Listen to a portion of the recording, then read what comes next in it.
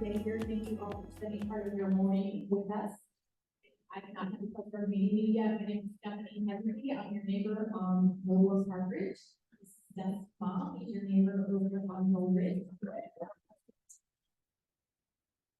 We are very thankful for the lovely panel that we have here today to help speak to us about community safety, how to make our neighborhood a safer place for us all to enjoy, to work, to live in, and for actually future generations who are going to be part of our community and help make it a safer place for us all to enjoy. So thank you very much, Nate, and Mary, and Sandy, and Kevin for spending your time with us here today. We have a great lineup. One that you all again this morning. Let's jump into the agenda. I'm going to turn the meeting over now to Dustin. He's going to talk to us a little bit about our Parkridge Estates Security Council. We refer to it as PESC. Dustin, take it away. Thanks, Jen.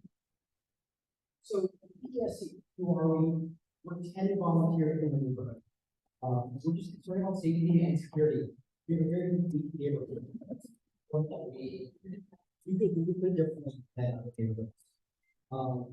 We're really here to create, implement, facilitate various programs, and promote safety and security. All of those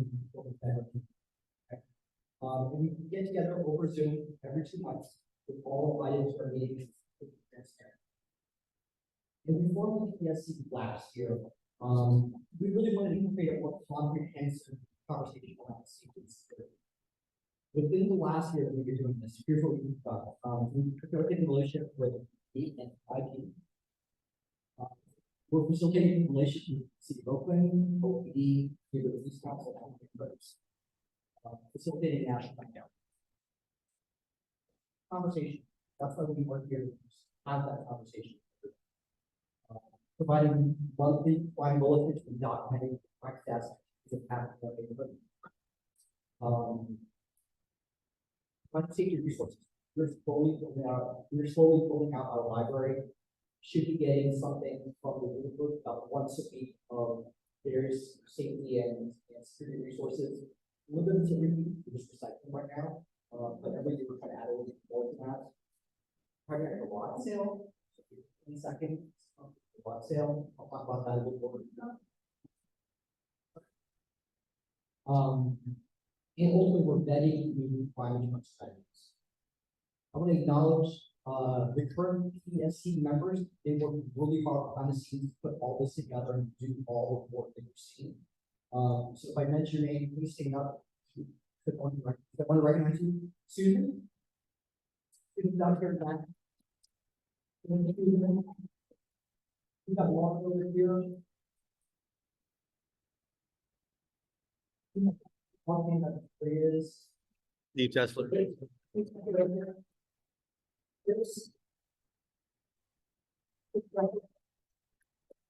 And then that's on today.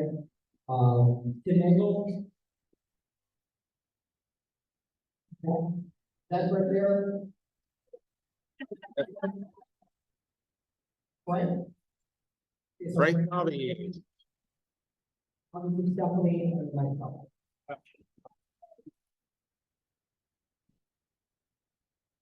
The campaign is going to be happening March 31st, April 27th. Someone will be knocking on your door. Please have a 10-minute conversation with them.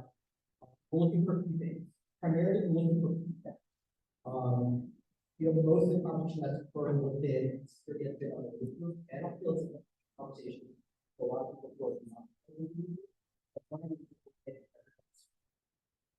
With that, one project education insights about what it happens, who are the stats, and also should be ways to make this help with targeted enforcement.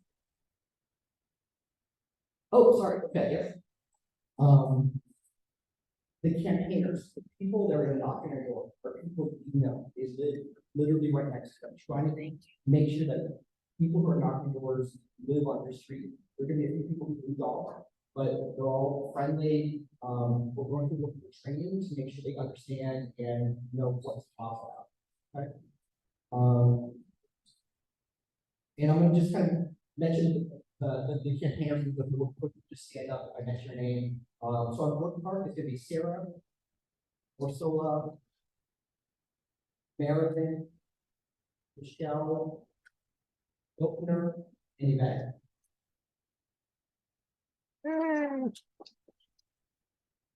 then Parkridge will be, I got to be a little more, Lauren, Kay, and Vinay.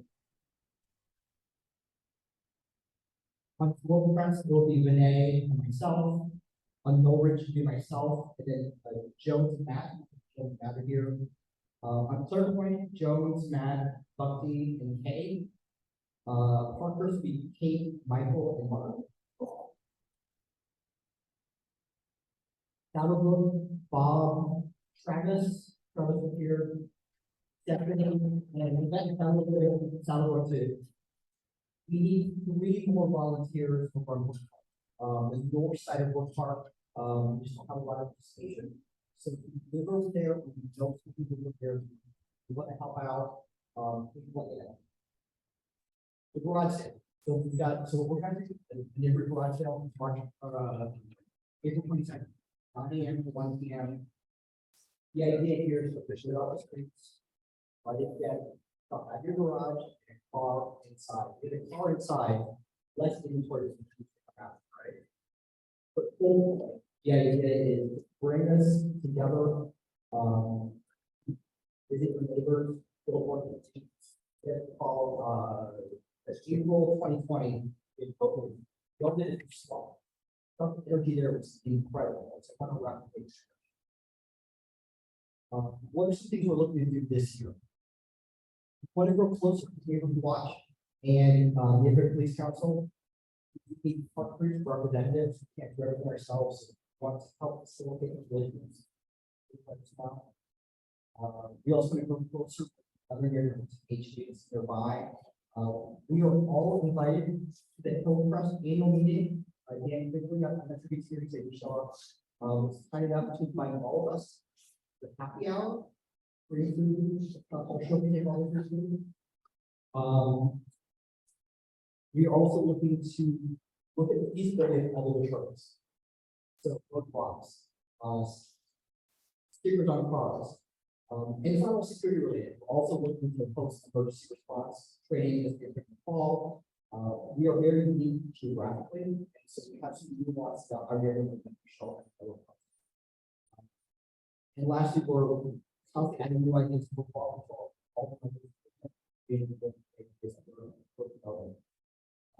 Lastly, first off, you're not on the site. There's a flyer over here at the back. Should you like to sign up? What we do. Sign up for IG. It helps reduce crime. If I came in here 10 years ago, crime was really bad. Incredibly with pushing out crime, which is very easy.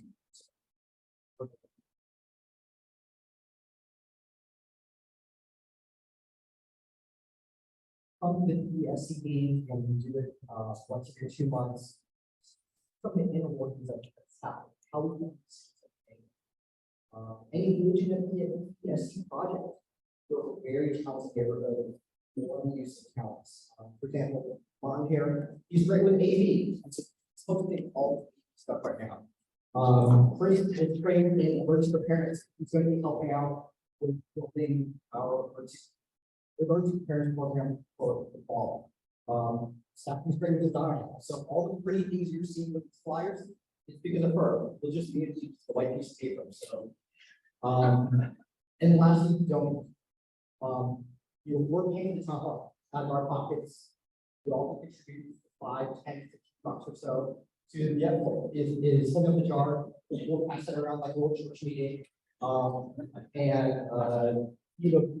We don't have anything that we're spending money on right now. We'll be asking for money. So yeah, there's also a deadline. Stuff like stuff. I'll get ready. So today. And eating follow. If we don't maintain our Don't maintain a culture. Stop this.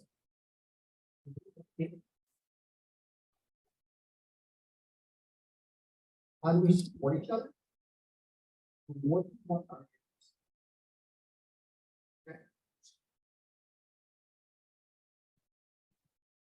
Thank you. Actually have one more exciting thing to share, forgot to mention. So compliments of project with Chris and Martin, we now have a website, right? We have a Parkridge website.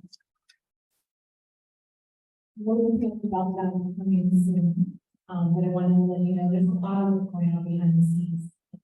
Thank you to everybody for your contributions. Okay, let's jump into hearing from these important people we have here today. First off, I'd like to introduce Kevin Jenkins.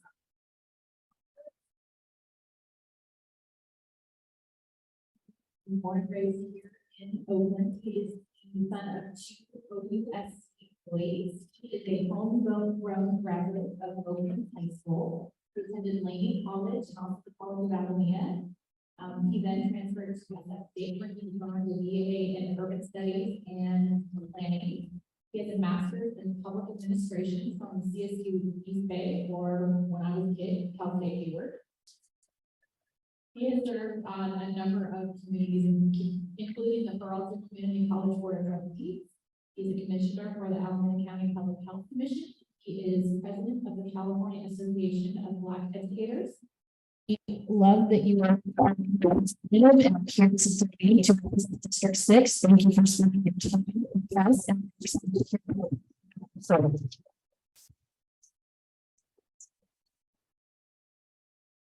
Good morning, everyone. So I'm so excited to be here. It was befuddling to me when I came up and I saw all these neighbors organized. I'm like, this is a wonderful thing, and this is how we change things in City Hall. The power change does not come from City Hall. The power change comes from the neighborhood, and I'm your advocate to change things in City Hall. So a little admission there, I'm going to an open house in Parkridge Estates tomorrow in which me and my girlfriend plan to put an offer in. So this is a community that I definitely want to live in, and being that I want to live in it, I want it safe and I want all of Oakland safe. So no one outbid me, don't tell your friends and neighbors about that house. So I was sent a couple of questions, and thank you for the warm introduction. Absolutely, thank you. And I want to take time to thank our school board director that helped us get Skyline to have this meeting, Valerie Batchelor. So if you see her in the streets, thank her. She went above and beyond to help us get this place this morning. So I got a couple of questions here about what my goals are for my tenure this next 4 years. And so number one is the quality of life issues in Oakland. We pay a lot of taxes and we don't get a lot of services. I think Oaklanders are proud people. We're proud to live here. This is a resilient city, but it seems like the quality of life has declined probably over the last 3 to 10 years. Quality of life is going down. You call the police, it takes a little while for you to get to them. If you call the police and file a report, it might be the next day that they come back. Windows are being broken. There are home invasions. My mother lives in the Laurel District in District 4, and she doesn't take her purse out with her when she goes to the store. And so public safety is not a statistic.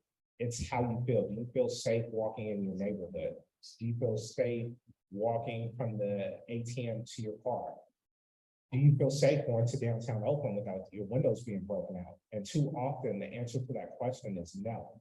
When I go to downtown Oakland, I leave my window down because I've had 5 windows broken out probably over the last 6 years. 5 of my windows have been busted, and oftentimes thieves aren't taking anything. A lot of the times it seems like the criminal element is winning, and we're being taught on how to be good victims. Crimes are getting more brazen, but my goals are to make Oakland an absolute safer place, to make Oakland a place where people don't think about, or where we can contain the criminal element to where things aren't so brazen. So to step back a little, the role of a city council is fiduciary, it's making legislation, but it's not administrative. And so what that means is I can't tell the police to do anything. It's punishable by a misdemeanor. I can't tell the mayor to do anything, any city department to do absolutely anything. I can advocate that they do things, but I cannot make them do anything. So there are limitations to this job. So some of the things that I absolutely want to fix besides public safety is illegal dumping. I had a cousin that just, we can talk about. No, I think it's definitely important. It's definitely important. It's getting worse and worse, and people are getting more brazen with it. I was telling my staff that there was, I got to the gym probably about 5 a.m. in the morning, and I saw someone with 4 mattresses on their truck, and I thought they were going to dump it. And so I started following them, and then I tell myself, like, you're crazy following somebody at 5 a.m. But sure enough, when I came back, the mattresses were illegally dumped, right? And so people are not respecting our city. And we have to get to a place where we're actually enforcing the laws so that they will respect our city. So one of the biggest things that I'm going to be working on this cycle is illegal dumping. I talk about quality of life issues. So that's not just public safety, that's not just illegal dumping, that's also the roads being paved, that's also potholes, that's also being able to go to the library and it's open. And so these are issues that the city council has pledged to work on. We turned in our budget priority memos, and our office sent out a survey. Did anyone get the survey? We got to sign up for the newsletter. We got to sign up for the newsletter or follow on Twitter or follow on Instagram. But I'll make sure that we get our newsletter out. But the results of the survey were unsurprising. What do people think the #1 issue is? Public safety. Number 2? Almost. Close. Traffic safety. Infrastructure came up as number 3, but every single one of the council members put in potholes and street pavement as one of their priorities. So I have to be realistic on what's going on with the budget and our power to do things. We have a $120 million budget deficit this year, and the following year is 180, so 300 million over the next 2 years. And so I talked with the mayor, what's that, Wednesday? I talked with the mayor Wednesday, I had a meeting with her. And so across the board, every single department is being asked to cut 20% in their department. And so we have to figure out how we are able to cut but still deliver services in a way that's responsive to the neighbors. And so my goal is to make sure that cuts are as far away from public safety as possible. That's my pledge to you. So a little step back, when I was talking about the role and the limitations of the role, there are things that we can do. The population of Oakland is 430,000 residents. How many people in here have been to a city council meeting this year? Okay, we got one. Okay, last year. Okay, we got 2. My point is, it's the same 100 people on city council, and it would make it seem as if those people are the voice of Oakland when it comes to what we should do with public safety, when it comes to like cutting things. Those 100 people have more of a say because they're showing up. So what we can do is just show up and have our voices heard. I think the thing in what's surprising some people, they think that District 6 doesn't want the police in our district. And I say, yeah, I mean, that's a thought, but you have to come to City Hall and make your voice heard. So what I've heard from residents resoundingly is that we want the police and we want the police more present in our districts. I went to the Oakland Police Officers Association, their union, and they said, we want to police in East Oakland because that's where we're wanted. And so that's another thing that I can do without directing, is making sure that we have good relationships with the requisite departments. The biggest concerns in my district, 1, public safety, 2, economic development. I think we're devoid of major institutions such as a grocery store, banking institutions. There has been major disinvestments for the past 10 years. I mean, past decades, not 10 years, past couple of decades. So ensuring that we get that. And what I need from you, I need you guys to show up. I need you to hold our office accountable. I need you to follow the newsletter, and I need you guys to make your voices heard. I'm going to introduce you guys to Lena. She's the constituent services manager for our office, and she'll probably be the mayor for contact. And she wants to talk to you for a couple of minutes about she wants to talk to you about. Good morning, everyone. It is exciting to see so many people out here on a Saturday morning. Really proud of you. I am your neighbor. I'm in Crestmont, just down the road on the other side of Reverend Road. I can walk from here. So I'm very happy that you folks are out here. I'm one of the things that I do in my work as a community engagement manager for Councilmember Jenkins is staff the NCs, the neighborhood councils, used to be known as the NCPCs, the Neighborhood Crime Prevention Councils, now called the neighborhood councils.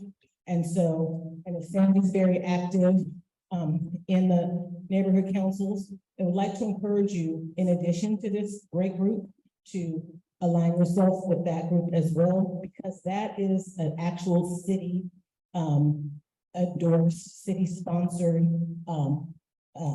group, meaning that there's a small budget, and there's a neighborhood service coordinator that is assigned to that NC. So part of what Councilmember Jenkins said, we can't give directives. Part of what that neighborhood council, neighborhood services coordinator is able to do is elevate as well. And then when they do it, and then we come in and say the neighborhood services coordinator already told you, then that makes them jump faster, higher, and all of that. So I appreciate that this group meets as an affinity group and want to keep encouraging that. But also stay very close with your neighborhood services coordinator and your neighborhood council, because again, there's budget behind it. There's a specific staff that staffs it. You guys are doing, Stephanie, who's been on me. I think I'm coming to your house for Thanksgiving because she's the one that was lighting a fire in her. That we want to make sure that everyone has access. And one of the things that I'm happy to do with this group that I'm going to be doing with the neighborhood council is having a Legistar training. Has anyone, are folks ever heard of Legistar? You know what Legistar is? Right. Legistar is the platform that I use as a staff and all city council staff use and everyone in City Hall uses to access all things city council. So if you go to if you go on your phone and just say Legistar Oakland, the San Francisco has one, other municipalities use it as well. That's where you can access the city council meetings, find out how to get on the calls, how to find out how to have your voice heard. You're able to, if a meeting is happening at that time, say a meeting's at 1:30, you're able to go on there, click on and watch the meeting in live time, and it has the agenda.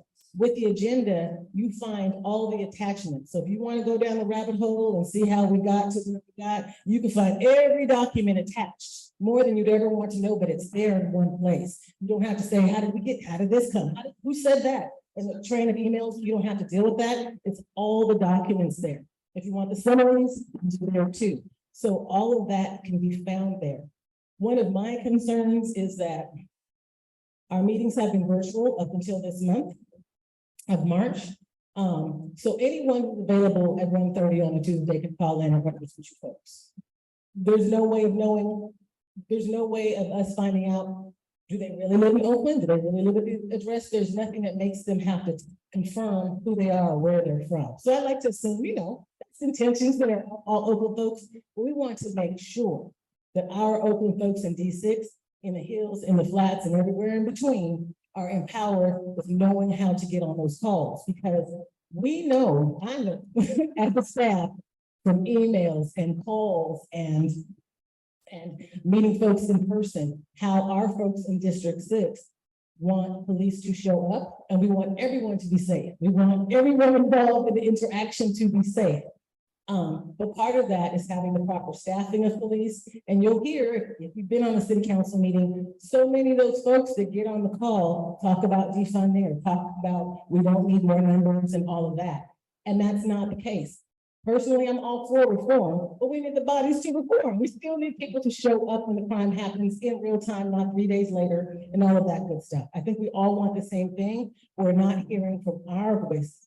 We're hearing from some voices, but not the people that I talk to and hear from on a daily basis. So I feel like, who is getting on those calls, saying the things that they're saying?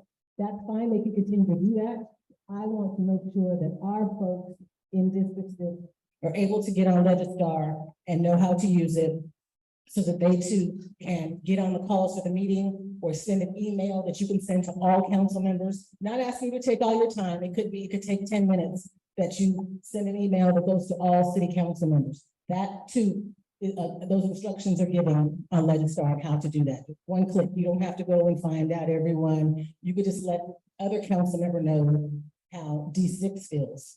And so that they can take that into account, because one of the things that folks talk about is equity. Okay, and you know, District 6, a large piece is Oakland, we're technically East Oakland, we just have a better view of it, right? And so folks talk about equity until it's time to put some money behind it, and then it becomes, oh, what? So we want to make sure that our voices are being heard, and that is a tool. So again, just a reminder to please stay close with your neighborhood council, because it's the official entity from the city, resources behind it, staffing behind it.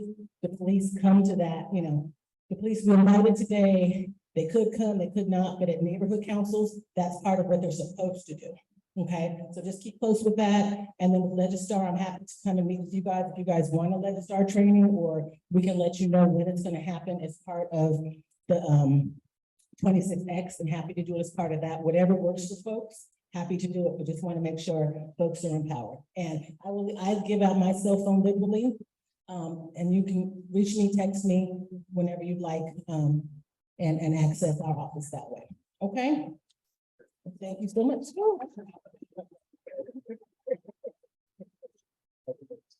Okay, one more. I'm sorry, we're getting kicked off the stage. Please hold us accountable. I want to fight for you guys. I want my mother to feel safe walking to the ATM with her purse. I want her to feel safe walking in her neighborhood. And I want the same thing for absolutely every single one of you guys. And that's the fight that we're going to take up. And I believe that we're working together, we will do it. Thank you. Thank you so much. Our next speaker is Officer Aaron Johnson, OPD. Officer Johnson, we don't have a bio for you, so maybe we can talk about where you come from. Good morning, everyone. Good to see all your faces, you know, in person. A lot of time I've seen you guys on Zoom. This is great. But I'm Officer Aaron Johnson. I've been with the Oakland Police Department for 7 years. I did about 4.5 years on patrol, and I've been a CRO since then. Other duties I have within the department, you know, I help with a lot of training and stuff like that. But before, you know, I have graduated from Hayward State, not Cal State. That's where I graduated from. So I tell my age a little bit. So I'm just coming in.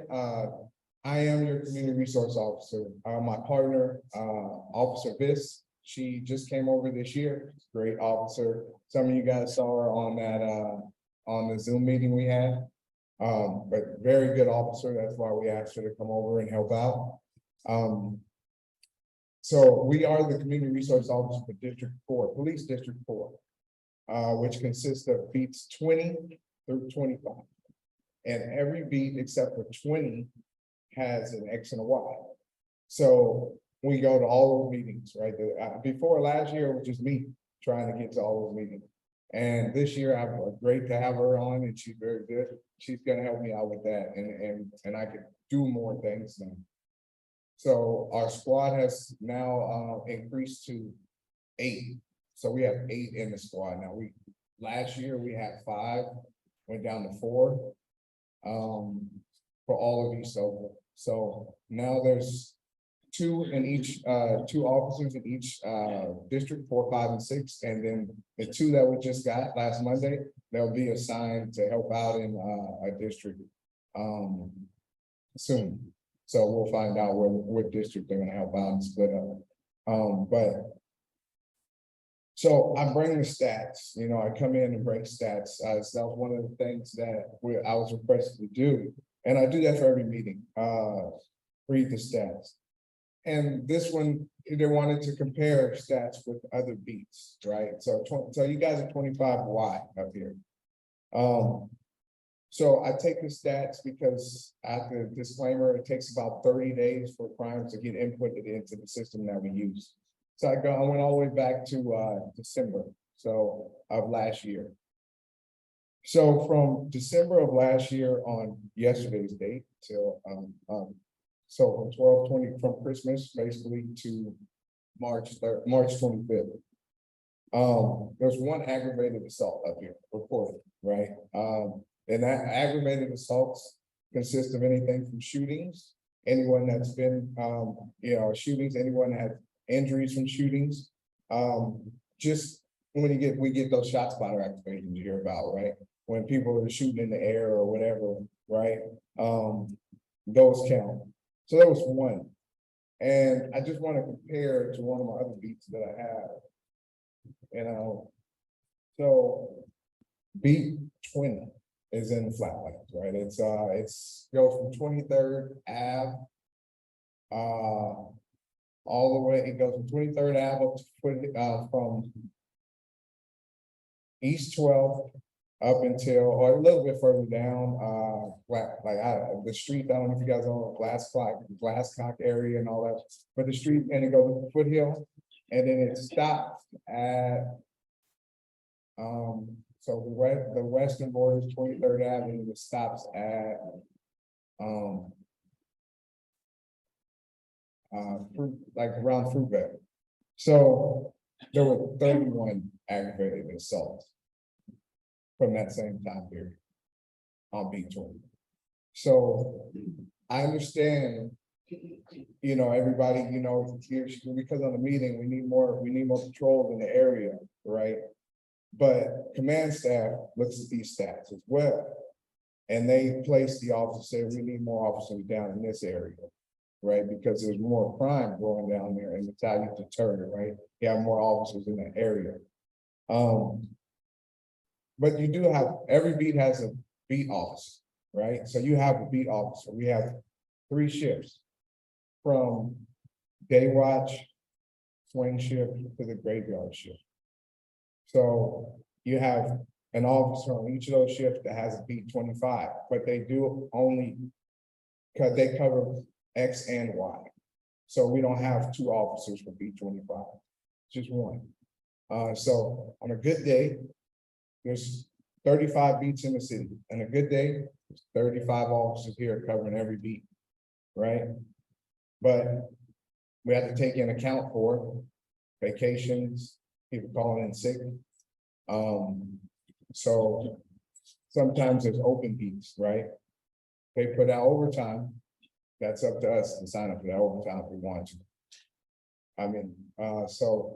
But then there's open beats, correct? And now you have officers running from beat to beat, covering, and that's due to staffing as well. Before, when I first got on, when I first came on, we had what we call TAC units in every squad. So that was an extra officer. There were extra officers in the squad. So if someone was off, they would just fill in for that beat. But now, because of staffing, we don't have those TAC officers. We don't have those extra officers to fill in when someone's off. So we have just enough officers to fill the beats, on every shift. So that's where it comes. When there's the crime level on beat 25Y is low, that beat 25 officer is helping where the crime is high. So a lot of times calls.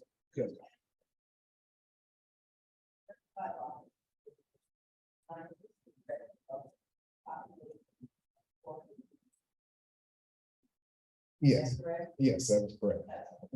Repeat the question. She was asking if for a city of 430,000, there's 35 officers assigned each shift to cover, to help those people who are assigned to patrol the city. Yes, that is correct. So, and then also when a critical incident happens, when we have critical incidents, when there's a shooting, when there's a homicide, that takes a whole squad to handle that homicide. So the District 4 patrol squad, which is beats 20 to 25, they're gonna be those six officers. Sometimes more when we have it, but they're gonna go handle that homicide.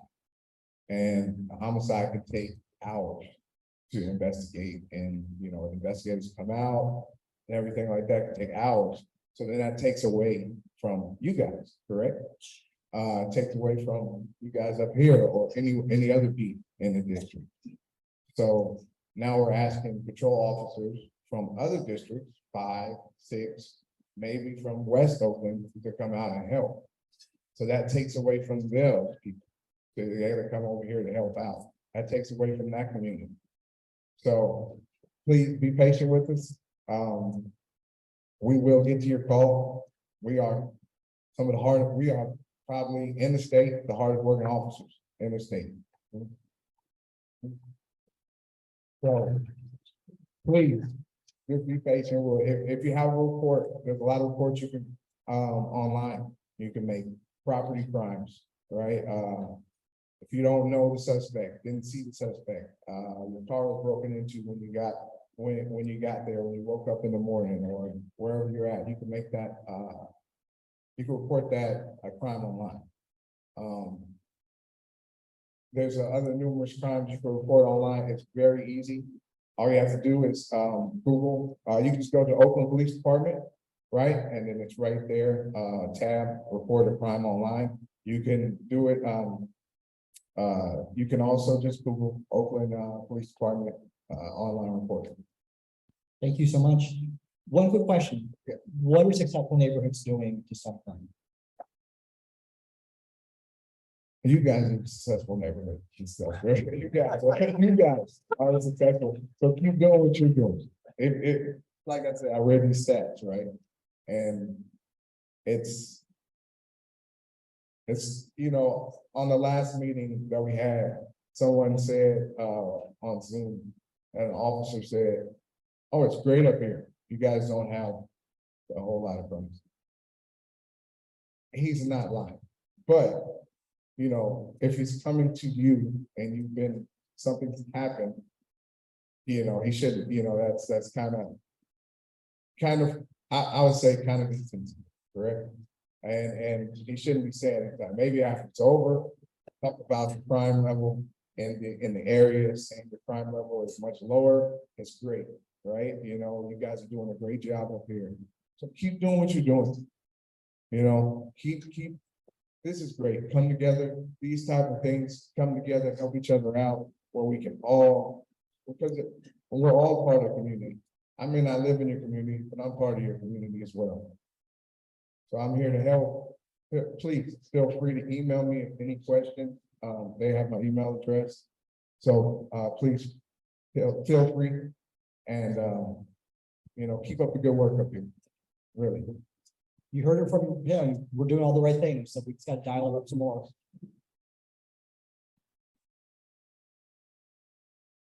But yeah. He can ask me now.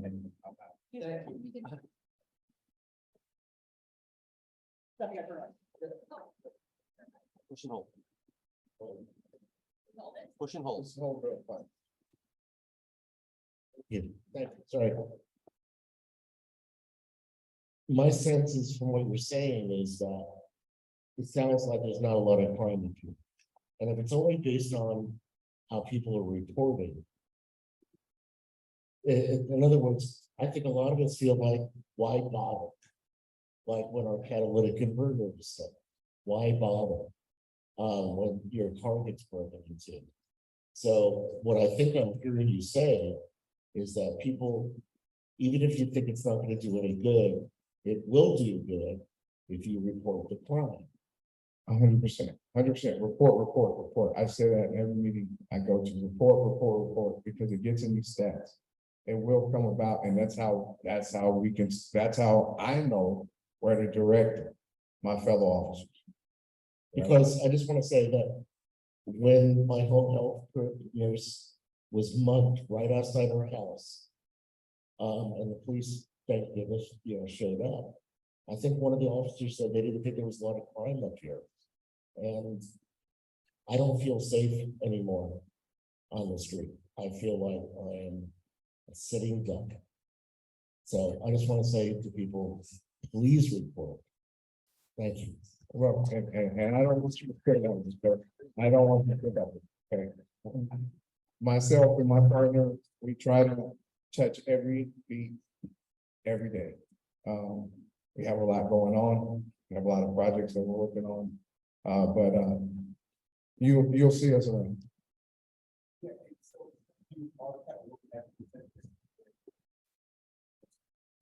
Hi, I'm Brian.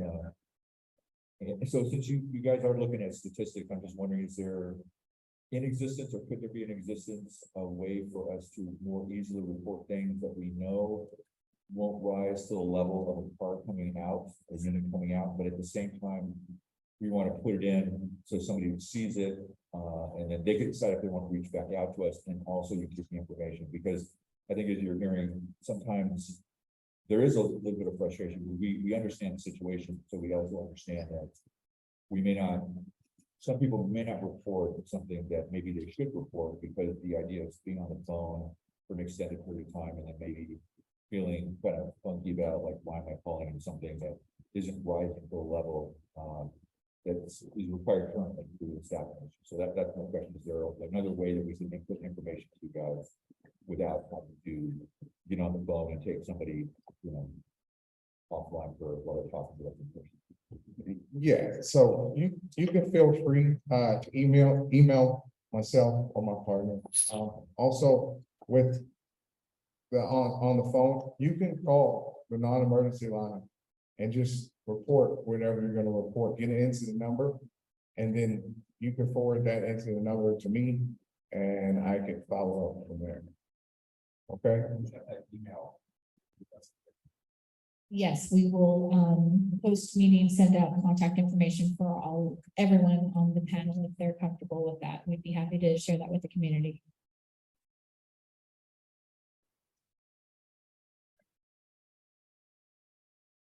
Oh, okay, you have to run. We'll take 3 questions.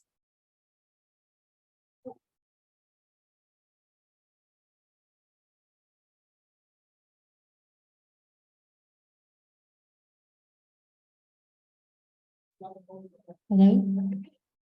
Okay, thank you very much for coming. I'm from Brooklyn, New York. Thank you. Thank you. It's another country, but I got my shots. So here's my question, because it's just terminology. We talked about a beat.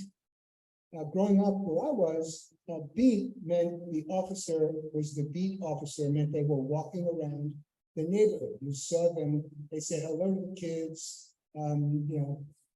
They were there to meet people in the neighborhood. I think we're a pretty big district, 20. In X and Y, I don't quite understand, but that just makes it bigger. Where are the beat officers? Do they drive down Brook Park every day? Because I don't usually see them unless there's an incident. So I'm just curious what beat really means. So every officer is assigned a beat. They pick it at the draw, whatever the seniority and all is. But they're assigned a beat. But like I said before, no, you're not gonna see the officers walking around. There's so many calls on the board. When you look, I didn't look today, but yesterday, last night, there had to be at least 50 calls standing just in East Oakland.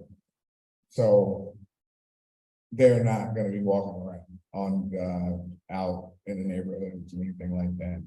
They have a beat, and that's the area they're assigned to, that beat. But like I said, they can be dispatched citywide. just to clear calls, okay?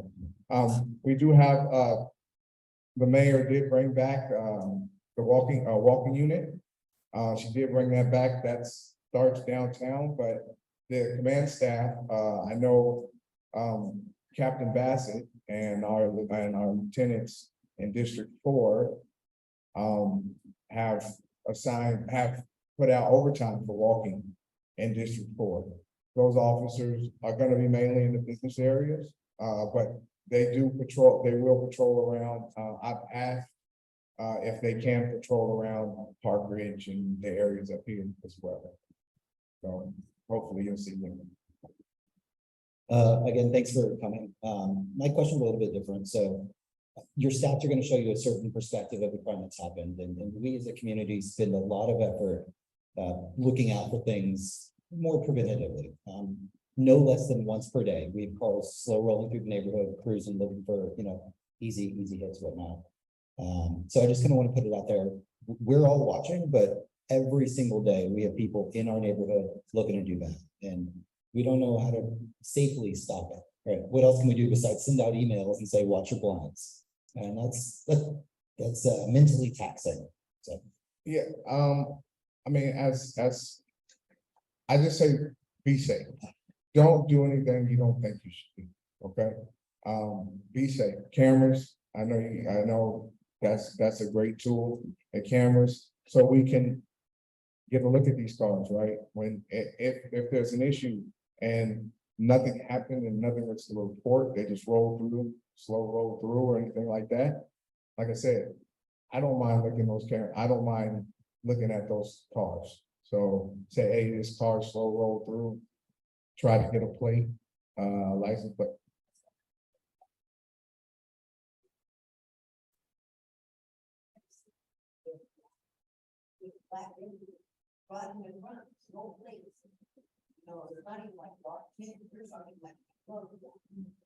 Okay, so. Yes. So yes, also get video surveillance here, because those cars, a lot of times are connected to other crimes, not just in your area, but other areas within the city. Okay, so definitely. Hi, Mark Silverman.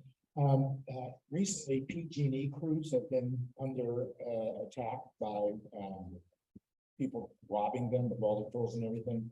And recently, in our neighborhood, there was some gas work going on for the entire day, and there was a police car stationed with them the entire day. So I'm wondering, we have such a lack of resources. Why isn't PG&E hiring their own security? And why are they using our limited security? So that PG&E has paid for it. So that's coming out of PG&E. It's third party. They're paying for it. They went through the city. And went through the contracts to do that with our special events coordinator and through the City of Oakland. They're paying for that, and it's all on overtime. But these officers are working on overtime to do that. It's not straight time. No, because that officer would normally be off. It was on his off day. So it's not taking a resource from you. Correct. So they're in full uniform. They have full police powers and everything, but it's on overtime that they're working. Thank you so much for being here today. We greatly appreciate it. Thank you.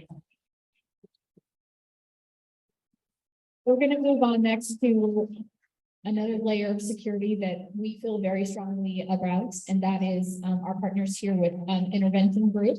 And again, we're going to have more Q&A at the end of the webinar. So if you've not met Nate Cook yet, this is Nate with Intervention Group. Intervention Group came into business in 2005. Nate has been working in our community since 2014. I'm sure you've seen their patrols around our neighborhood.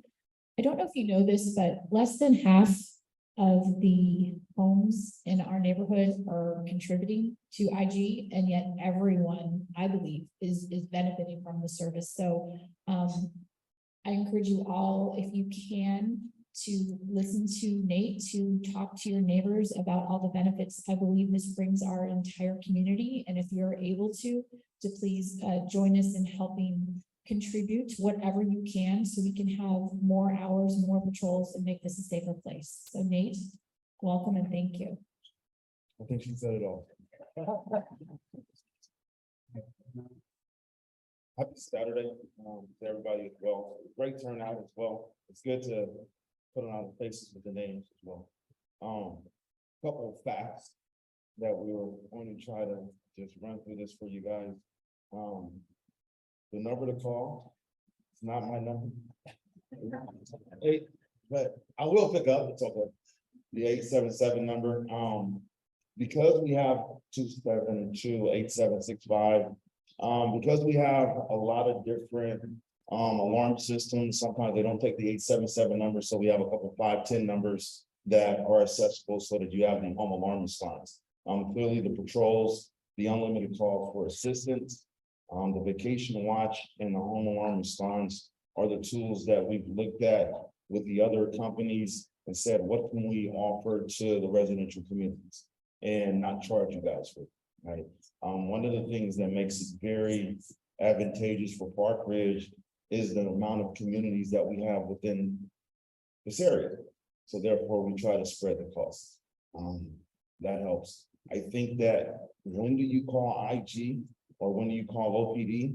I think that anytime that you suspect a crime, you call OPD so that it can get reported. But you give us a call. If we feel like we need to call OPD, we will do so as well. One of the things that I definitely want to urge homeowners is use us as that third-party vendor rather than making contact with anybody that you see as being suspicious. It just takes a lot of the burden off of you guys. And time again, I talk to a lot of homeowners that I'm looking outside of my window and the people are seeing me. So that's a very, very, very big concern for us. Use us to that advantage as well. I don't want any help, but we definitely appreciate the council, Kevin, OPD, everybody coming together and just understanding that we are a layer of deterrent, just like locking your car, just like the videos, just like a lot of different things. So anything that makes these criminals pause gives you guys that sense of relief, and we're happy to be a part of that. So call us, because just putting us in the area is adding to that patrol frequency as well. And obviously those have went up over time as well. So we do pay attention to the Parkridge Google group. I don't respond. So when that does come through, that does initiate a patrol as well. The way that we tailor our patrols is based off of the activity that is going on. So we have the ability to change on what's going on. Clearly the Cadillac converters and the theft were going on in the AM hours, and then you had the PM hours, and you had, different things going on. So we do tailor our patrols for that reason, and you utilize your resources as well. We can continue to talk, but I think everybody has a question. What are some of the trends you're seeing in terms of claims? I mean, I think that they are the same, right? And after 10 p.m., you're looking at car break-ins and guys that are just driving around looking for those opportunities. Or you're looking at after 8 a.m. to 1 p.m., those are particularly the times when people are trying to break into homes because they think people are away. It's just been unfortunate that sometimes those have been when people have been home, but the majority of times that they don't really want to involve anybody. They want to come in interaction. They're looking for that opportunistic situation. It's just been a situation that daytime hours have been attributed to home break-ins and the PM hours car break-ins and that sort of thing. Gotcha. What are some of the successful strategies you're seeing other neighborhoods employ? I think the visibility, right? Just the fact of the matter, having eyes and ears and observing and reporting. So these guys don't have that amount of time.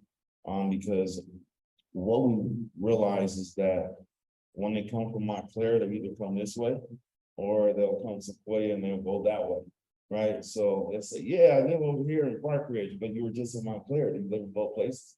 I only have one home. So they're like, you guys are everywhere. So that allows us to understand what's going on. When you guys call and say this vehicle is there, it puts us on a lookout. So I would say right now, during our AM shift, we probably have 4 cars throughout the Oakland Hills that are kind of moving. We have 2 that are just kind of rotating and moving around. So that's the reason why we're able to respond fast. Well, we don't have to worry about the whole city. So we're kind of for you guys. So that's the reason why we're able to respond.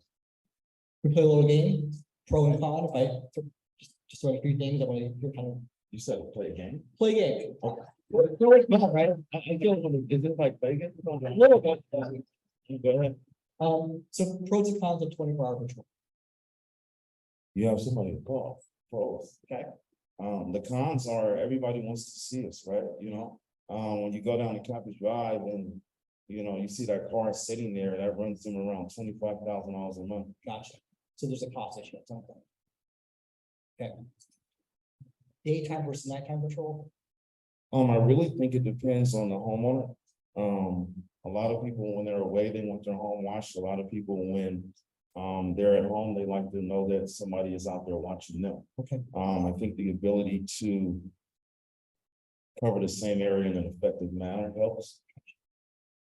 If I have my choice, Gotcha. you know, I would like to have somebody I can call. However, I don't think a lot of people will be up at 2 a.m, you know, so sometimes that is a little tricky, but I like the fact that I can have a 24-hour clock to be able to call somebody if I had to choose. Absolutely. Roving versus static patrol. Maybe you could define. So static is when you go to the bank and the guy is there while he's just there. Roaming means he's gonna drive around. The odds of you seeing him may not be as great. And that's the reason why we added the unlimited calls, because no matter how many times they come or you call, we can come back in the area. I think that has to be an imperative component if you're gonna have the roaming patrol, just because you leave gaps. Yeah. All right, last question, which is not part of the game, but what do you need from us as a community to help you with these concerns? Unfortunately, you have your nucleus strong base that believe in the patrols and believe in that. And unfortunately, it's human nature that the only thing that's going to move the needle tremendously is crime. Okay. When something catastrophic happens, my phone picks up. Crime is good marketing, you're saying, for you. Man, it's my best friend and my worst enemy if you're my customer, right? And unfortunately, if something happens to me, it impacts me a little bit more than my neighbor, no matter. I don't want anything to happen to my neighbor, it just impacts that. So I think that the ability to stay with these things and continue to have the conversations and be proactive is one of the things that definitely help outside of crime. We don't wish for crime, but we appreciate the breaks. It's been a nice week and a half, you know, it's been kind of quiet, you know what I mean? No, we're neighbors as well, so we understand how things are, but it's been knock on wood, good to have a little bit of break. Of different things. It's a cat and mouse game. It's going to continue to do that, but I think the fact of the matter that we all care definitely helps. Absolutely. Here's my pitch to you guys. We need 2 hours of static patrol per day. I think that'd be really good. Someone just sitting at the corner, making the presence known. We could do this 1 of 2 ways. We could either all increase the current base of restricting by 75%, or we could ask 70 new homes to participate. I prefer to get more people involved than just trying to get the people who are already participating to pay more. So we'll take a look at it this way, right? If we all invest in our neighborhood, we all do better. So let's all invest in the neighborhood. Okay. Sandy, you're up. Thank you, Nate. Thank you for supporting us. Sandi Bethune is a resident of our neighboring community, Sequoia Hills. You've been here 48 years? Yeah. 48. 48 in the community all my life.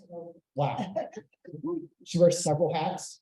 She's president of the Sequoia Hills Homeowners Association, chairperson of the Environmental Committee. She's also chairperson of the Neighborhood Police Council, NPC. You'll hear that a lot now. For Area 4 Beat 25 block. Yep. Also born in San Francisco. Yeah, I was born in San Francisco, but we lived in West Oakland for 6 years. Family moved to North Oakland. You have 2 homes here. 2, My parents. This is home. And she loves Oakland. So tell us about NPC. We don't know much NPC. about it, so. First of all, good morning, Parkridge Estates. Thank you for coming. And thank you for allowing me to speak to you a little bit about the NPC and some other things that you may be interested in. So in 1996 is when Oakland sanctioned the NPC. And I think Lena mentioned it earlier. The name we go by today is the Neighborhood Police Council. And we meet once a quarter. And prior to the pandemic, we would meet at the church down at the bottom of the hill. I think it's called PEIA Church, but the one where you go into the entrance to the freeway. And we have representatives that we call them sector representatives that will come to the meeting, and then they spread the word out to their communities of what was discussed at the meetings and bring back any questions the next time. However, as you know, the pandemic changed a whole bunch of things, and the meetings are held on Zoom. Although the next meeting we're hoping to have it live, but as you can see, it's pretty expensive to come to one of the school, but we're hoping that the church allows us to do it again at no charge. So a lot has been said today that relates right to the NPC. And that is, we have the two community resource officers. That was Officer Johnson that was here. And we have a new officer, this. And for those of you who were on the Zoom call, you heard both of them speak. Some of your problems are the same problems in the city, in the community, on your street. They're pretty much the same. And so at the NPC, we talk about those things, just like Officer Johnson earlier spoke about the statistics and things like that. And Lena also alluded to the fact that this is a sanctioned city program. And that means people have to show up that are committed to it. And what we have done in the past at the NPCs is your community, my community, Ridgemont, comes together and talk about those things that are happening in the community that we want our police officers to know about, because statistics are statistics, but if somebody comes and knocks me upside my head, I want help right now. I don't really care about what's going on someplace else. And so, and then our CROs are supposed to gather all of that information. And if something specific happening right in your community, I would say on a real regular basis, then it's up to them to try to help resolve whatever that problem is. Another part of the NPC that has been extremely helpful is we invite someone from the city department to come and talk to us about public works. Actually, public works is probably the one that we get the most, because so much is a part of public works. So you got trees, you got streets, you've got all of those different entities. And believe me, you can learn a lot. You think you might know how things are run, but you don't know until you hear it come from the person who is over that department. And I am hoping that our next meeting, and I think it's in May, but we'll get that date out to you. But we're going to, I'm asking for someone from Public Works to come and talk to us about streets again. I have been pushing for my street, Surrey Lane, to be repaved since 2017. Hasn't happened yet. We're at the end of the line, but I'm not through fighting about it because I want that to be pushed up. One of the questions that you had here for me is about what happens in our neighborhoods and or what's unique about them. Well, there's probably some uniqueness to every community, but there's so much the same. What are we talking about? We're talking about crime. What kind of crime happens in our areas? Well, we get a lot of car vandalism, catalytic converters, but I just can't tell you how much I agree that report, report. That's another avenue to get our CROs engaged in our communities. Now, there was a time before, things have gotten out of control, is that we would see our CRO patrol in the area a lot more, driving through. We're a neighborhood of about 400 homes. How many homes are in Parkridge? Does anybody know? Oh, so you're smaller than we are. Okay. But that doesn't happen as much as it used to, but we're also clients of IGI. We started about a year and a half ago, I think, Nate, and we have the same challenge that you have, and that is we want to get more people to sign up so we have more time with the static patrol as well as the drive-through. We wish we could be like the Ridgemont area that has that $25,000 a month person sitting there all the time. If you've come from Safeway, you've probably seen that person sitting there. And then if you come up Keller and go on campus, don't you have a camera or something at that end? So we're all trying to achieve the same thing. We all want to be safe. Kevin talked about how he worries about his mother. Well, my son worries about me too. And I'm sure if you have children, they worry about us because, as I said, I'm a lifer. And so I remember when I was a kid, my brother and I used to walk downtown by ourselves. Wonderful city. We love it, but we don't love it the way it is right now. And we all hear, about the crime. There's, historically, there used to be this division about the hill area getting more services than the flatlands and vice versa. But it is one city and everybody deserves to be safe. Let's see, what other questions did you have for me? Yeah, what are other successful neighborhoods doing to sabotage? Well, I think they're doing exactly what you are. Number one, you have to stay cohesive as a group.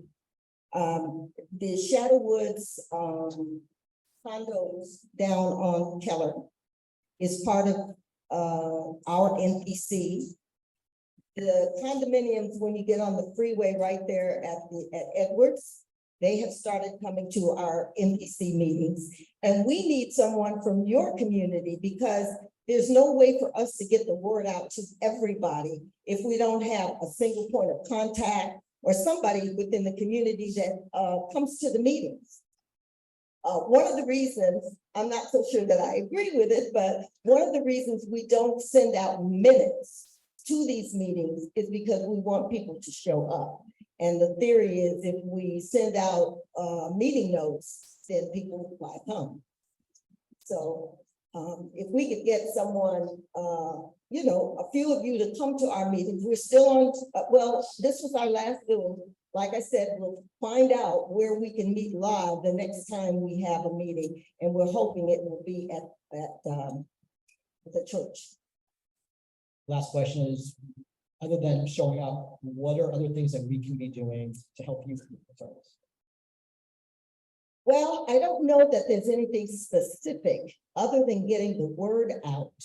And as you know, I sent you an email because I think we can collaborate outside of NPC, because you can believe that that car is driving slow through your neighborhood. They're probably going to come to ours a little bit later. So I sent a message and I said, hey, why don't we do this? If we see something going on in our neighborhood, we've got a bunch of, we have a lot of people with cameras. We do see a lot. We can pass that information to you so you can be on the lookout. We can send it to your security and then you can send it out to your the residents of Parkridge. That's one thing I think that would be a really good thing for us to do. And our neighborhood is really a tight-knit neighborhood. We support each other just like what I heard you all do here.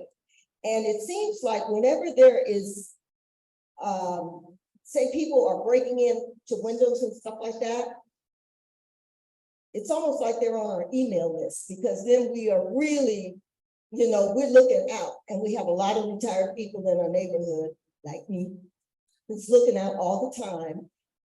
and then it backs off. And then we have a lull, like right now, we have a lull that just started, but we had one night on camera, 3 hits, just breaking windows, you know, and it's really vandalism, but who wants their windows broken out? We have had an occasional car stolen, and we've had people who are dumping their stolen cars in our neighborhood. So we're real diligent. If we see a car that has been parked in a location for more than 72 hours, we call it in, especially if it's a car that we know doesn't belong to, you know, a neighbor or something like that. So those are the kinds of things that we can do, and we're hoping you're doing the same kinds of things. And we can just work together. As you heard, I mean, there's not enough of staffing in the city of Oakland to get a lot of things done that should be done. Our police staffing is lower than it's almost ever been. I know they have some academies going on right now, but we just have to work together the best that we can and hope and pray that our city can get back to the great city that it is, because it's not right now. It's fact. Thank you, Sandy. Thank you so much. You are very welcome. We are almost caught back up on time, so we're gonna leave about 20 minutes for questions. So, okay, let me steal that mic from you.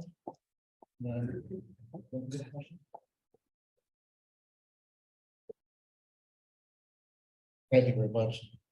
So if there was anything that was kind of relatively good about the pandemic, is that a lot of us had to meet on Zoom. And that increased substantially the participation of people with disabilities. So this is a message for you and everybody else. I understand why everybody wants to get back together, but unless you have a hybrid meeting and it really works, you're now filtering out a whole bunch of people that may want to participate. So I really have to urge you, I know we all want to get together, but these Zoom meetings enable people with disabilities, older folks, to participate. And our access to meetings like this is really essential.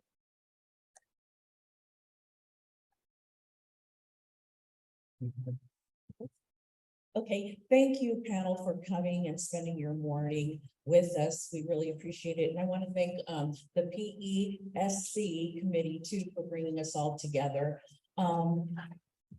Okay, I have a question and a concern. It's about the garage sale. I thought I read somewhere where it was going to be sent out on social media so we could get people to come in to the neighborhood. Is that correct? Okay, I will respond to that. So we do have a community garage sale planned. I think it's April 22nd. It is optional participation. You can do it in your own driveway. You can give things away for free. You can make charges. You can do whatever you choose to do. Our goal is to help people hopefully clean out their garages and get cars back into garages. Okay, let's get the cars off the street, put them back into the garage. So this is one layer, one thing that we're trying to do to help the community, right? We've got OPD, we've got cameras, we've got IG. It's just one thing. We, as a committee, since we heard the community say they didn't want us to advertise it on social media ourselves, as a committee, we will not do that. Now, as an individual homeowner, we can't stop anyone from taking that announcement to their social network. So something may go out, but on behalf of the committee, we heard that that was not wanted, and so we will not do it as a council. Is that fair? Yeah. Are we gonna have, or will you be circling the wagons and or will the? Yes, so the question was, will we have IG on notice of that event and will they be providing extra protection? Yes, thank you so much for that. That is great. And dumpsters have been ordered so that the city will be providing with waste management some dumpsters. So for folks who want the huge dumpsters, they'll be ordered for you folks. So folks will also have opportunity to throw trash. So we'll just be people getting rid of things, but you have opportunity to actually throw it out in those dumpsters that are provided, the dumpster that's provided. But it's a huge one, but the kind that you'd use for a construction site. And we understand that in the past, there's been some issues with some dumpsters. It will be dropped off on a Friday and picked up on Monday. I do not believe in that time frame that we should have any issues. We will have rules posted on the dumpster. We will also send out by email.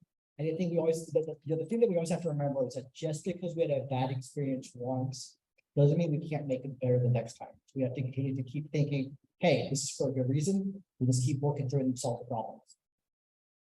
So I had a question for Nate and Kevin. Nate, for the last couple of incidents we've had up here, I've been emailing into your email address, the Yahoo address, photos or video evidence of suspect vehicles or people. Are you getting that? And is it getting pushed out to the responding units? And does that help? Yeah, that definitely does help. And as soon as that does come in, it's either initiating a patrol. A lot of people email, a lot of people text. So those are very helpful for us.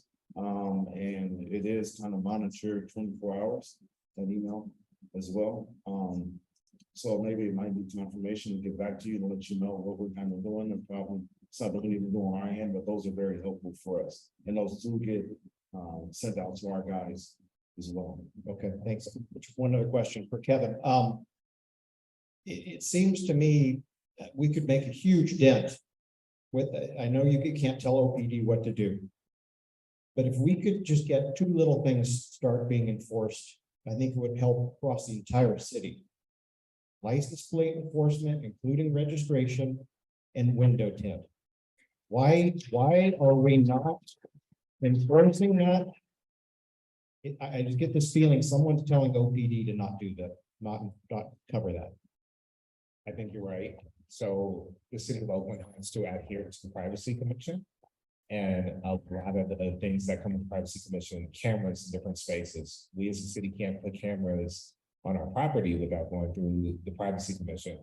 And so we have to figure out who's going on those privacy commissions and ensuring that they're balanced. But license plate readers are something that I've talked to the administration about, and I'll also talk with them about the tints. And I'll try. It's not just the readers, but making people have plates on their cars, Yeah. front and rear. Yeah.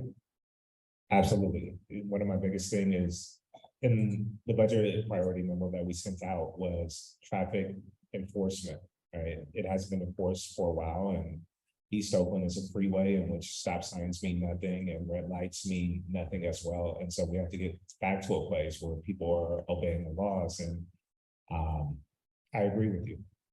I absolutely agree with you, and I will bring it up with the administration.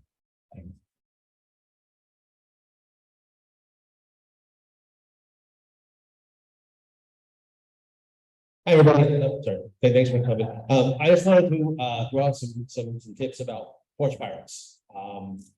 Early on, we found the convenience of eBay, Amazon, and all the online shopping. It only got bigger during the pandemic, so people were stuck at home and had groceries, meals, just everything coming to us via big blue, brown, whatever color trucks. We've been victims. We've caught people stealing things off our porch. And I just want to throw out some things you can do to help prevent that type of theft. Again, most crime is opportunistic. So when they see a box, it's like, oh, that's an attraction for a crime. Our little pocket of Lower Parkridge, we know almost every person within a stone's throw of our house. And we watch their door, they watch our doors. If we see a box on Bhakti's, I'll move it so it can't be seen. If I see one on Debbie's, I'll pick it up and I'll call her and say, Debbie, are you home? I've got a box for you. Those are the kind of things I think you can do. Reach out to your neighbors, look out for them, have them look out for you. Again, it's a community, and that's how we help prevent crime. We can't stop it, but we can prevent it. And these are some of the things we can do. You can have a box put on your front porch, like a bench has an opening, and you can direct UPS, Amazon, USPS to put your packages in that box, just so you can't be seen. Some of them are pretty good about putting boxes where they can't be seen. Some people just walk up, chuck it, and they're done, they're out. Okay, we get it, you're minimum wage, you're not gonna do a whole lot of extra to prevent this crime. But that's one of the things you can do. There's also ways to enable your garage door via Wi-Fi apps to give Amazon the ability to put your packages inside your garage. If you want more information about that, and how to set that up, it can help you with that. It will literally walk up to your house, open your garage, put your packages inside your garage, close your garage, walk away. That just takes one less attraction for crime from our neighborhood as a whole. So I just wanted to address the porch pirate issue, because it does seem to be a consistent thorn in everyone's side. And there are some things we can do to help prevent it. So my little 5 minutes. Thank you. Thank you, Martin. Other questions?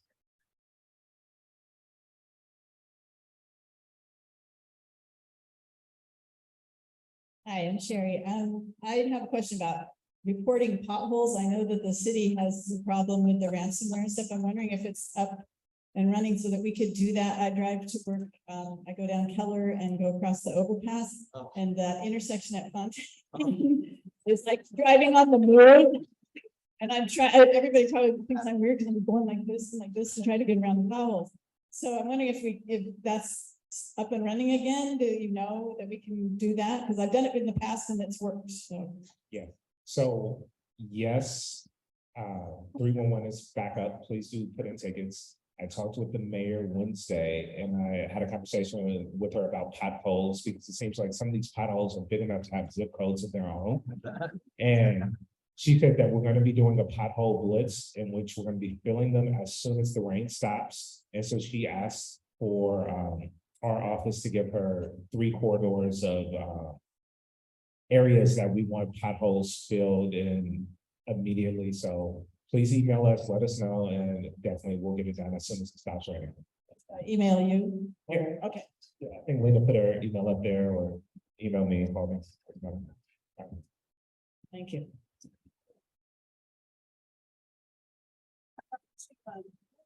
In regard to pothole filling, a lot of them don't work. You know, I don't know what material is being used, but it's lousy. You know, it just kind of sinks in again. Is there any way that we can make sure that something's used that works? Because by the time, you know, it's got to last, it's repaid, which may never. Yeah. No, I think you're absolutely right. I talked to Henry Gardner, who was the former city administrator, I think in the early 80s, and he was saying once Prop 13 passed, we were repaving street, or before Prop 13 passed, we were repaving streets every 30 years. Once Prop 13 happened, it's every 80 years. Right. And so, I mean, well, the taxes are able to stay low. But so we have issues, but I'm on the Public Works Committee, and that's something I'll make sure that we're following up with whatever companies that we're contracting with, that they're giving the best service to Oakland and they're using the right products so that they fill them and then they stay filled, as opposed to we have to keep filling them every time there's a bad rain. Yeah.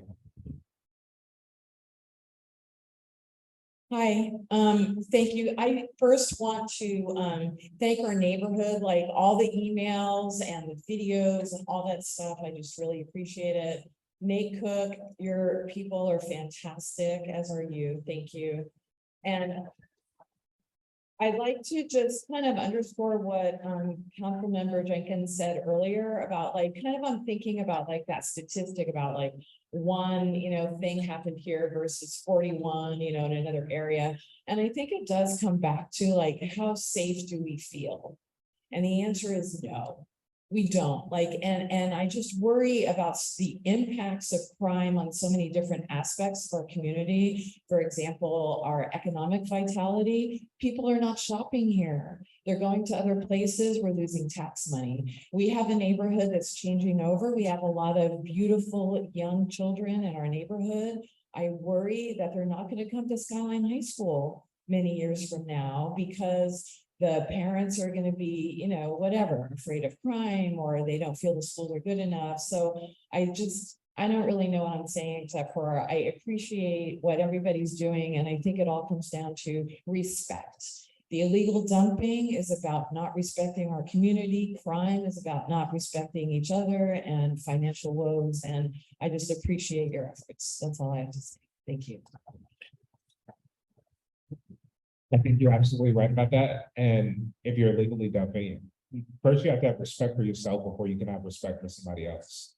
And there's a lot of people out there that don't have respect for themselves, and that's why they're breaking in cars, legally dumping and doing all these things. And I think we have to continue to work together, and this is a good start and a good example of how you bring power together. But we also have to bring in other relevant stakeholders. We have to bring in the district attorney, ensure how we're dealing with crime. We have to bring in the board of supervisors. All level governments that need to be responsible to you need to come in here, because it's a collaborative effort, and it's not just the city. I will always be here. I will always fight for you, but we have to bring in the other stakeholders as well. And we have to get to a place where people respect our community. We got time for about 4 questions roughly. Cool. Hey guys. So quickly on the topic of road conditions, for those who aren't aware, there are 2 public websites I can send out the links to. One of them is called the Pavement Condition Index, I think. And it basically is an Oakland study that's done every couple of years. And they, on a map, you can see the colors of how shitty the different streets are, right? They rank them.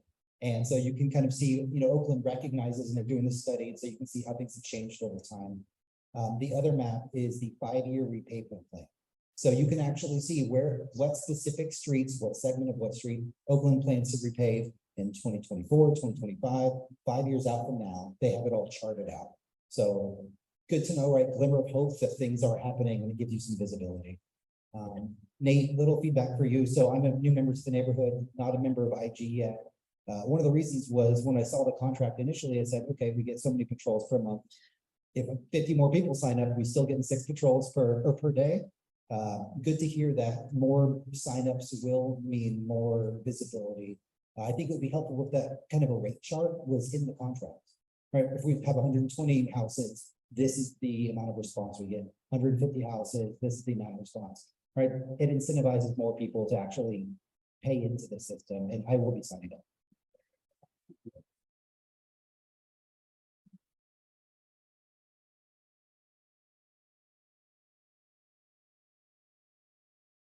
Yeah, Ryan again.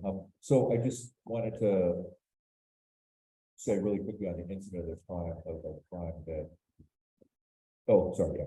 On what's been going on, I mean, I think it's also important for us to realize that a lot of the kids that are coming by and doing this opportunistic crime, a lot of times they're pretty young, and also a lot of them now are carrying weapons. I work in a group home in West Oakland, and I hear and see the stories of how these kids get into juvenile hall, and it's just amazing to see how young some of these kids are, and the fact that they carry weapons and they use them. So I think that's one of the reasons why I think we have to be relying on IG and OPD. A lot of us have a tendency of wanting to go out and question people, and under the right circumstances, I think if we're respectful and polite and try to understand why people are there. We had an incident last night in our neighborhood where there was a house party out of the blue that was really out of control, and it was a weird situation because on the one hand, many of us felt like we needed to contact IG and OPD, but on the other hand, I think we recognized it was just kids wanting to party, but the circumstances of it were not appropriate. So anyways, I think it's just important to be very, very careful, because the rules on the street are changing, and we just have to be very mindful of them.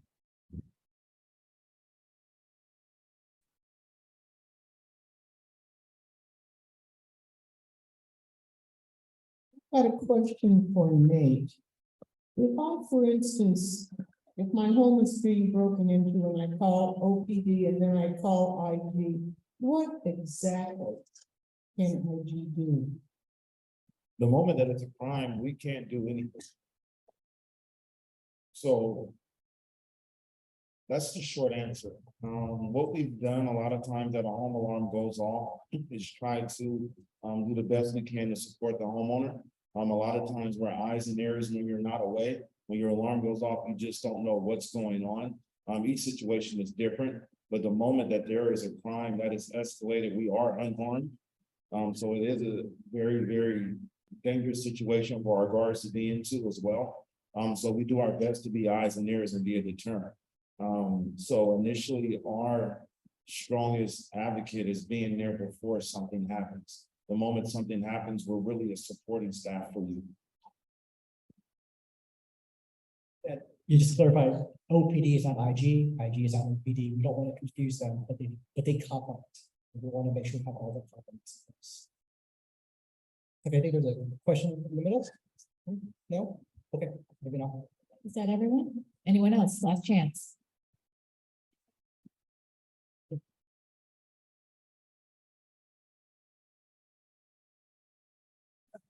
Kevin, question about, the privacy commission. How can we bring heat on them to change their view on license plate readers? And then again, license plate readers do not help us if pulling somebody over without a plate or having fully tinted windows for a police stop. I mean, that should be probable cause.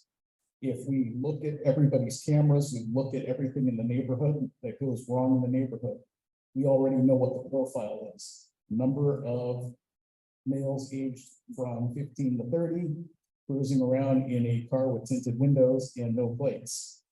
I mean, that should be a red flag to everybody in this neighborhood. The other thing is legislation by some of our local lawmakers. Nancy Skinner passed a law last year to decriminalize unarmed robbery. In other words, for everybody out there who is a senior, you should be aware that she passed legislation that pushed on a purse snatching or other type of strong arm robbery down to misdemeanor level. In other words, unless your loss is over 1,000 or unless you were hospitalized, that person is now going to be released. So where do you stand on these things? So a couple things. So how many of you guys are familiar with Oakland's NSA, the negotiated settlement agreement? Oakland's NSA, negotiated settlement agreement. Are you guys familiar with Oakland Riders? Yeah, okay. So for 20 years, we've been under the NSA. Right, and so there are all these different reforms that we have to do, and we've been paying roughly about $1.5 million a year to a federal monitor to monitor our police department. So recently, the police chief was fired, right? And I'm going to get to your point. I'm just going to take a couple of twists and turns to get there. Recently, the police chief was fired, and the federal monitor is always watching what the Oakland Police Department is doing and what the city council is doing. We want out of the NSA. We absolutely want out of it. It's draining our resources and hampering our ability to enforce crime. I mean, enforce laws and enforce ordinances. And so there are a number of reforms that we had to do. One was creating the police commission.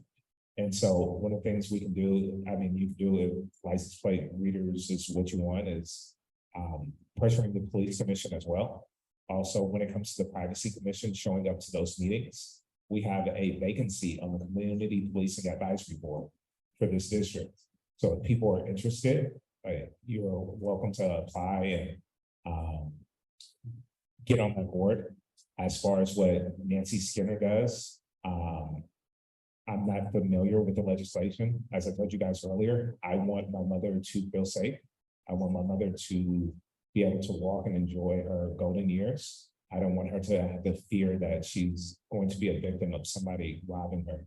To your point about the 15 to 30-year-olds that are in cars and they have tinted windows because of the NSA, well, not because of the NSA, but we can't profile as a police department. That's not something that we can do. And I think after the monitor is gone, we're not going to be profiling. So That's an equipment violation. It's not a profile. but it's profiling when you say age range, right? That's if the license plate isn't on there, right? Or like the sensor deed, that's something else, right? And that's an administrative function. It's not necessarily a council function. So I hope you had a lot of things. I hope I addressed at least 80 or 90% of them. Nate, if you don't profile, how long are you gonna live? I hope I live a long time. In your line of work, if you do not profile, how long are you going, what's your life expectancy? I think that our approach is to greet people in a politely friendly manner, accepting assistance, regardless of who they are. If they're friendly, they're gonna approach us a lot differently than those that are not. So we go from the approach of, making contact and efforts to, we don't know if they're committing a crime or not, but we want us to be seen and make our presence felt. At that point, we can make a determination. So we have been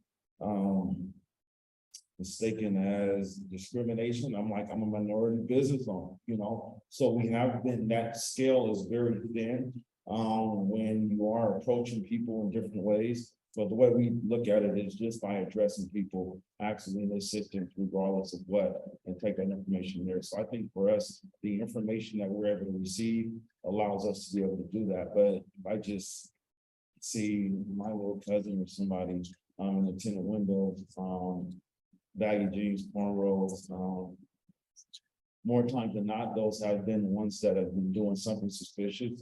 But we've also been on the other end and they belong as well. As we say, it's 15 to 30-year-olds went cruising our neighborhood when people are either all asleep or people are all at work. What's suspicious? It's not 3 or 4 people in a car. It's 3 or 4 people cruising, school age or work age kids cruising around in the neighborhood when everybody else is at work or when everybody else is asleep. This morning, I woke up to hear what I thought was a sideshow about to start over at the juncture of Saddlebrook and Brook Park. There were a couple of people. There was one car lit up playing loud music, and there were 2 cars behind him with no lights.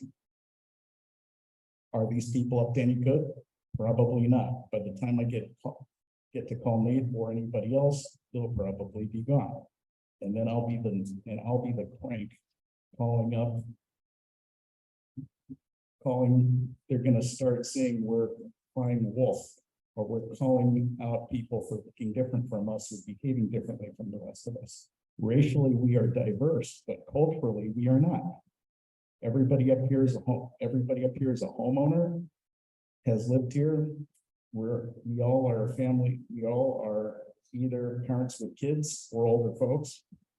We don't have a lot of multifamily dwellings up here. We all know our neighbors. And our neighbors don't engage in certain kinds of activities. I just wanted to get a little clarity. When someone's driving around with tinted windows, you will see them. You don't see how old they are. I'm trying to understand, why is that a concern? If you see, the law says that you're not supposed to have tinted windows, especially out on the driver's side, right? You can have them to a certain degree, but when they're blacked out, is that not against the law? To a certain degree, what degree is it? Okay, and if you do not have a license tag on the back of your car, that too would be, police could stop you and give you a ticket for that, fix it, ticket for that. I think what I'm hearing is that doesn't happen. I've been driving behind people, the police department here at Eastmont, they're the police going up and down the street all the time. I see people with black windows. They see it too. I've seen them see it, and they do nothing. So how do you get them to enforce that? Is that something that is the overseer is saying that we shouldn't do? Why are we not following law? I guess in a nutshell. Why not? So I think it's a question for the CROs, Officer Johnson and the police department as to what their procedures are when it comes to expired tags, tinted windows, and all those things.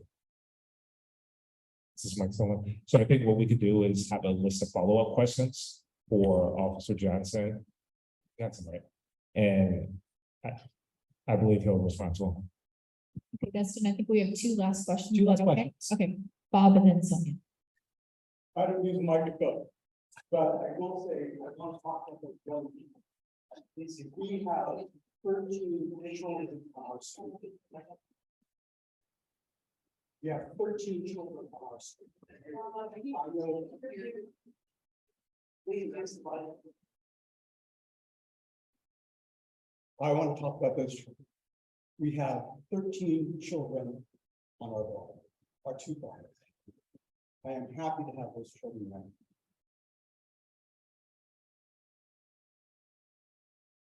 Yes. We haven't lost our hand. Anyway, we have 13 children on our block. I am happy to walk those streets. They all know me by my manner, by my voice and stuff. So I'm happy to live in our neighborhood. We've talked so much about crime. Let's just talk about having a great neighborhood, having children, in our neighborhood, being able to walk those streets. You should be on those streets. You should be greeting your neighbors. That makes neighborhood.